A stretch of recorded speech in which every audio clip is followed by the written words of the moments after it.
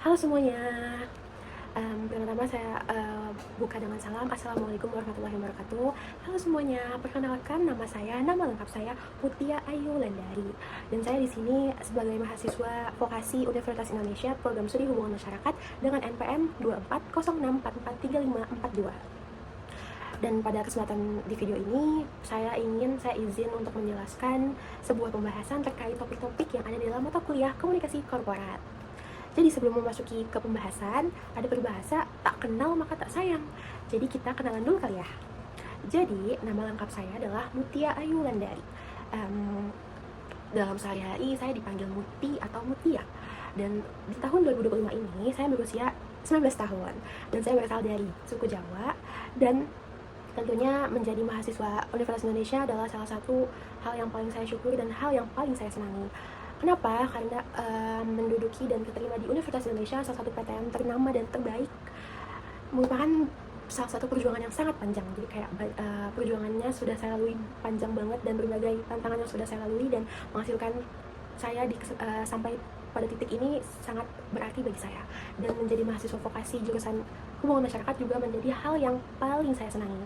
Kenapa? Karena dosen-dosennya baik, ramah, serta mengajarkan sesuai dengan tata aturannya dan dengan baik. Terutama kepada Mbak Melisa, saya ucapkan terima kasih yang sebesar-besarnya dan terima kasih yang sebanyak-banyaknya karena telah menyempatkan waktu, serta telah meluangkan waktu, dan serta telah mengajarkan saya dan teman-teman saya dalam mata kuliah komunikasi korporat.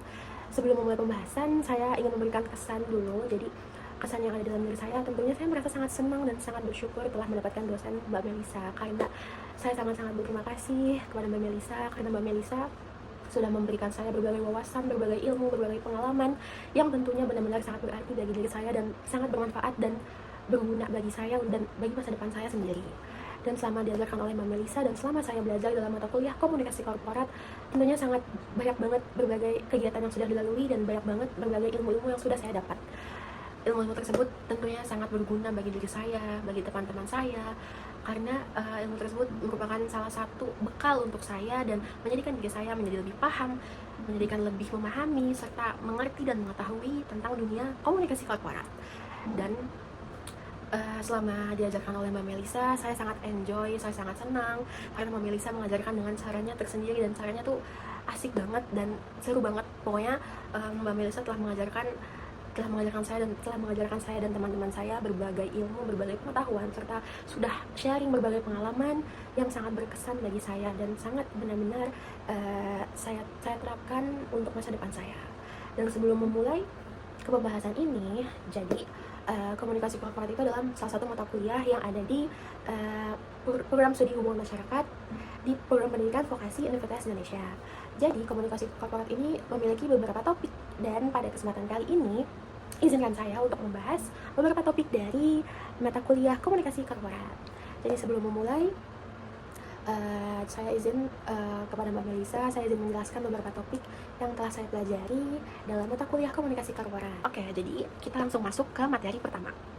Jadi, komunikasi korporat itu adalah menurut saya pribadi, komunikasi korporat itu merupakan mata kuliah yang penting karena dimana kita diajarkan gimana sih cara menjadi praktisi PR yang baik, serta bagaimana cara komunikasi di corporate itu benar-benar berguna dan bermanfaat bagi saya.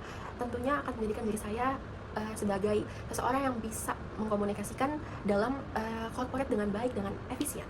Baik, pertama-tama saya akan memulai membahas topik pada kali ini yang berjudul adalah Corporate Communication Introduction, di mana topik pertama ini adalah sebuah topik yang menjadi topik awal dari dalam mata kuliah komunikasi korporat. Jadi teman-teman tahu nggak sih apa itu Corporate Communication Introduction? Jadi itu adalah kayak topik pertama di mana kita dapat mengenali secara umum apa itu komunikasi korporat, serta pada topik ini kita dapat menjelajahi lebih dalam terkait komunikasi korporat. Jadi saya mulai saja. Jadi pertama saya akan membahas definisi umum dari komunikasi korporat. Jadi komunikasi korporat itu adalah sebuah bidang yang penting dalam ilmu komunikasi. Dan komunikasi korporat ini mempunyai fokus utama terhadap bagaimana organisasi membangun, memelihara, serta mengelola hubungan dengan berbagai pemangku kepentingan atau yang bisa kita sebut sebagai stakeholders. Jadi komunikasi korporat ini juga mencakup berbagai bentuk, segala bentuk komunikasi yang dilakukan oleh organisasi kepada pemangku-pemangku kepentingan baik internal maupun eksternal. Jadi intinya itu komunikasi korporat ini adalah salah satu ataupun bidang komunikasi yang penting, dan dimana fokus utamanya tuh kita membangun, mengelola, serta memelihara hubungan dengan berbagai pemangku kepentingan atau stakeholders, dan kita menjaga hubungan tersebut dalam internal maupun eksternal. Jadi lanjut, jadi tujuan dari komunikasi korporat sendiri itu salah satunya itu untuk membangun citra positif serta untuk meningkatkan kepercayaan dan mendukung tujuan bisnis jangka panjang. Nah, jadi tujuannya itu emang secara garis besar untuk membangun serta meningkatkan reputasi agar ke arah yang positif dan ke arah yang lebih baik, dan peningkatan reputasi tersebut tentunya akan berguna untuk jangka panjang. Baik, lanjut, selanjutnya saya akan membahas sebuah kasus yang pernah saya kulik dalam kelas mata kuliah komunikasi korporat.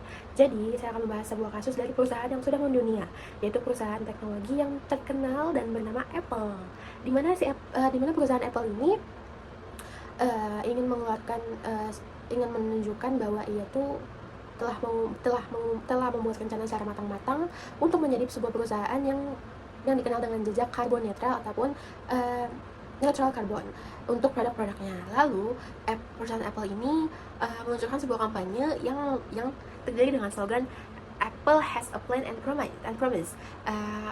Dengan kalimat tersebut dapat dipahami bahwa slogan tersebut mengacu bahwa Apple ini memiliki kampanye dengan tujuan bahwa ia menjelaskan kalau produk dari perusahaannya itu memiliki rencana dan janji-janji yang baik untuk produknya sendiri, seperti itu. Jadi di mana kasus tersebut berkaitan dengan komunikasi korporat, yang dimana dalam komunikasi korporat itu kita diajarkan untuk membangun citra perusahaan ke arah yang lebih positif lagi gitu. Jadi dengan kampanye tersebut mengajak orang-orang percaya dan dapat meningkatkan citra ataupun reputasi dari perusahaan Apple tersendiri. Selanjutnya saya akan memasuki materi yang kedua ataupun topik yang kedua yang berjudul reputation.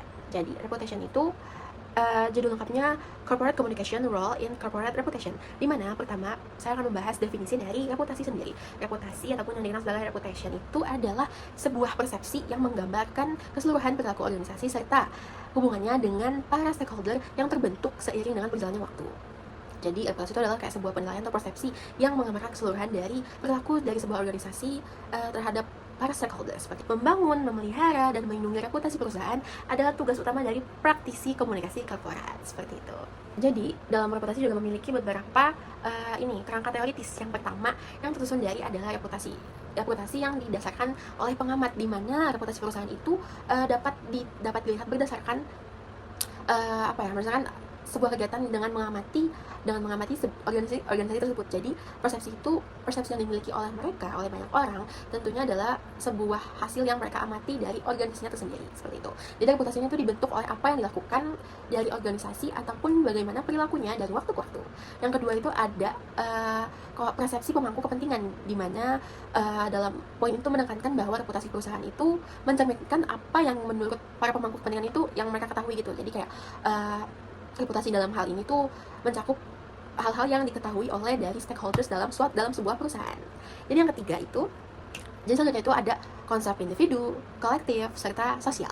Jadi reputasi dalam konsep individu itu dipandang sebagai konsep individu karena berkaitan dengan persepsi pribadi. Jadi persepsi pribadi orang tuh terhadap suatu perusahaan disebut dengan reputasi dalam konsep individu. Dan yang kedua ada reputasi yang dibilang dengan dalam reputasi kolektif, di mana reputasinya tuh kolektif itu jadi kayak mewakili evaluasi yang menyeluruh dari sebuah perusahaan yang berdasarkan dari pemangku kepentingannya sendiri. Jadi reputasi kolektif ini adalah sebuah reputasi yang mewakili dari seluruh evaluasi dari sebuah perusahaan yang berdasarkan dari pemangku kepentingannya sendiri. Selain itu, reputasi juga dianggap sebagai konsep sosial, di mana reputasi ini telah mencerminkan suatu persepsi abadi terhadap suatu organisasi yang dipegang oleh individu, kelompok, atau jaringan, ataupun tindakan masa lalu dan sebuah kinerja yang berjangka panjang, seperti itu. Dan saya akan menjelaskan sebuah rumus di mana reputasi itu terdiri dari adanya performance yang baik dan komunikasi yang baik, di mana kedua hal tersebut jika digabungkan akan menghasilkan reputasi yang baik dan reputasi yang positif. Di mana good performance itu adalah sebuah kinerja yang baik dan didukung oleh good communication, di mana good communication itu adalah suatu komunikasi yang baik. Jadi kedua hal tersebut jika digabungkan akan menghasilkan reputasi yang baik. Jadi sekian materi dan topik yang saya sampaikan. Kurang lebihnya saya ucapkan mohon maaf jika ada kesalahan kata atau kesalahan kalimat yang telah saya yang telah saya sampaikan. Saya ucapkan terima kasih dan wassalamualaikum warahmatullahi wabarakatuh.